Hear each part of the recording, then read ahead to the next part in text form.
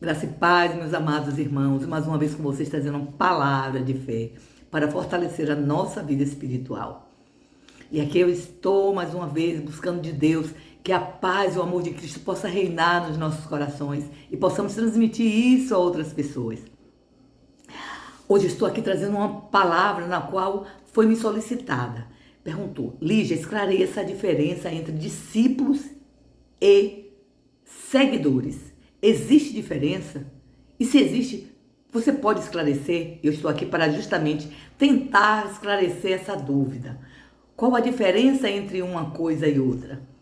Mas antes de continuar, eu vou te pedir, não se esqueça de dar o likezinho, não assista só o vídeo, mas também coloque o seu sinalzinho para que esse vídeo possa ser compartilhado a outras pessoas. E você pode evangelizar, sabe como? Compartilhando este vídeo para grupos, para amigos, para parentes. Você vai estar evangelizando através dele. Você está assistindo esse vídeo pela primeira vez, se inscreva no canal. Aperte esse sininho aí, que toda semana tem um vídeo novo e este sininho vai te notificar que está sendo lançado mais um vídeo. Se o vídeo está sendo bom, se está sendo esclarecedor, coloque nos comentários. Vamos agora à palavra? Pois bem, a palavra que o Senhor me deu para esclarecer se há uma diferença e qual é esta diferença, está no livro de Lucas, capítulo 9. Eu vou ler do versículo 18 ao 27 e vamos tentar entender onde está essa diferença. Pois bem, no capítulo 9, eu peço que vocês leiam todo para que vocês possam entender melhor. Fala sobre a missão dos apóstolos, logo depois, no 10, fala sobre a multiplicação dos pães e no 18, da confissão de Pedro. Jesus prediz a sua morte. Então, aqui é que eu vou ler para que possamos entender se há essa diferença. Pois bem, está escrito assim. O Senhor Jesus, depois de ter falado com os discípulos e multiplicado o pão, ele se afasta, vai para um lugar orar. E seus discípulos vão logo atrás, está ao redor dele. E acontece o seguinte, no 18 diz assim: aconteceu que estando ele só, orando, estava com ele seus discípulos. E Jesus, perguntou: quem diz a multidão que eu sou? E os discípulos respondem a ele, né? Uns dizem que o Senhor é João Batista, outro diz que é Elias, e outro diz que pode ser um antigo profeta que ressuscitou. Mas o Senhor Jesus torna a perguntar a eles: e vocês? O que é que vocês dizem que eu sou? Pedro responde: tu és o Cristo de Deus. E ele imediatamente diz: admoesta, mandando que eles a ninguém falassem sobre isso. E explica por quê. É necessário que o Filho do Homem padeça muitas coisas e seja rejeitado pelos anciões, pelos principais sacerdotes e os escribas, e seja morto e ressuscite ao terceiro dia. Logo depois, ele vira-se não só para os discípulos, mas para todos.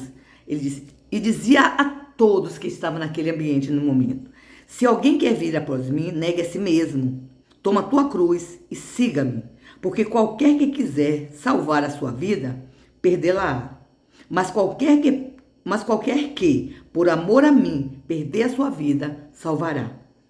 Porque que proveito tem ao homem granjear o mundo todo, perdendo-se ou prejudicando a si mesmo?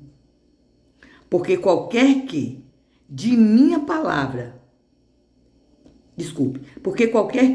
mim e de minha palavra se envergonhar, dele se envergonhará o Filho do Homem quando vier em glória, e da do Pai e dos santos anjos. Então, vamos entender aqui. Em primeiro lugar, ele já faz uma separação. Ele pergunta: o que é que a multidão diz? As pessoas que estão me seguindo, o que é que elas dizem que eu sou? E a resposta foi que eles tinham dúvida, né? Que podia ser Elias, João Batista ou qualquer outro profeta que ressuscitou.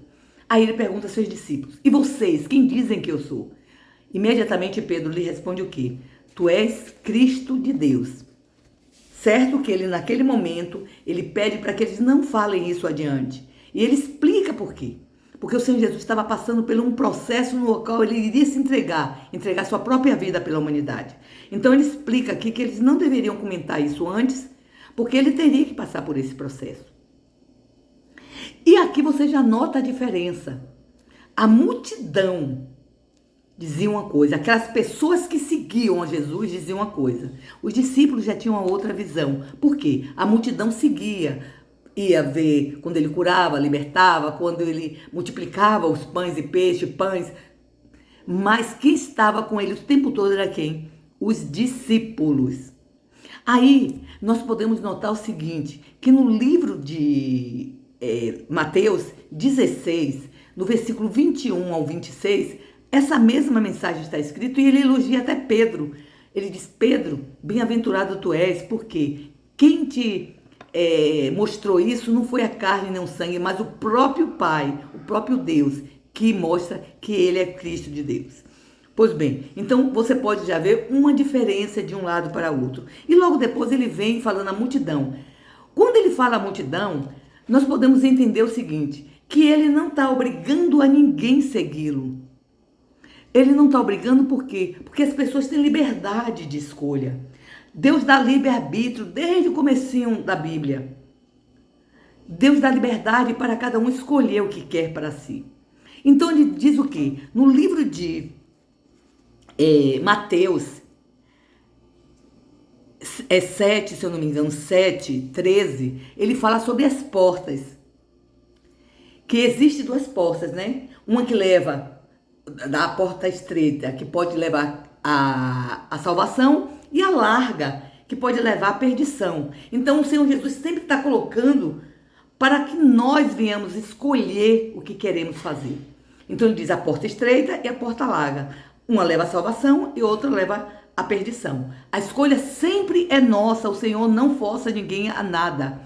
E logo depois ele vai explicando por quê. Ele fala, que adianta o homem ganhar tudo, granjear tudo, brigar por tudo que tem no mundo, querer tudo e depois dar em nada, perder a sua própria vida, perder a sua própria salvação. Aí ele diz, e também daqueles que se envergonham de mim e da minha palavra. E ele diz, quando o filho do homem, quando ele usa esse termo, filho do homem, no livro de Daniel, capítulo 7, fala sobre o filho do homem. O filho do homem está escrito com letra maiúscula. Então, está falando do próprio Filho de Deus, do Senhor Jesus. O Filho de Deus. E aqui ele se refere ao Filho do homem, mostrando não só que é ele não diz que é ele, mas ele disse, o Filho do homem vai vir. E ele também vai se envergonhar daqueles que se envergonharam. Aí o que eu te pergunto, qual a diferença, Lígia, entre o seguidor e o discípulo? Gente, discípulo é aquele que ganha almas para Jesus. Discípulo é aquele que faz a vontade de Deus, que é obediente à palavra de Deus. O discípulo é aquele que nega, quando ele diz aqui, ó, negue a si mesmo. O discípulo nega a si mesmo para seguir Jesus. O discípulo nega a sua vontade, o seu eu, para fazer a vontade de Deus. O discípulo, ele entrega os seus sonhos, os seus planos, os seus desejos na mão de Deus para que o Senhor mostre se é da vontade dele ou não. E o seguidor? O seguidor é aquele que está sempre buscando, indo na igreja, ouvindo a palavra, mas não tomou uma decisão sincera de estar diante de Deus. O seguidor é aquele que gosta dos cultos, é aquele que está sempre ouvindo a palavra, mas que ela não tem ela ainda não consegue, vamos dizer assim, colocar os seus planos, as suas vontades nas mãos de Deus. O discípulo, ele consegue fazer isso. É difícil? Sim, é difícil.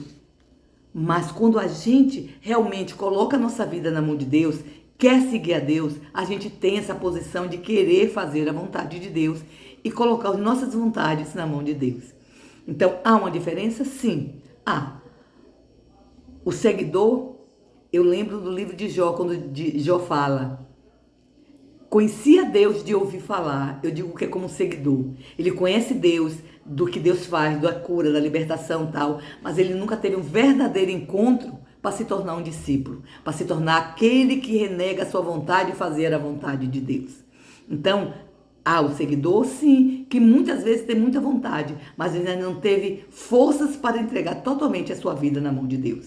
Já o discípulo, ele consegue fazer isso, deixar Deus agir. Então, a diferença é essa. Eu espero que tenha esclarecido. Um beijo no seu coração e até a próxima mensagem.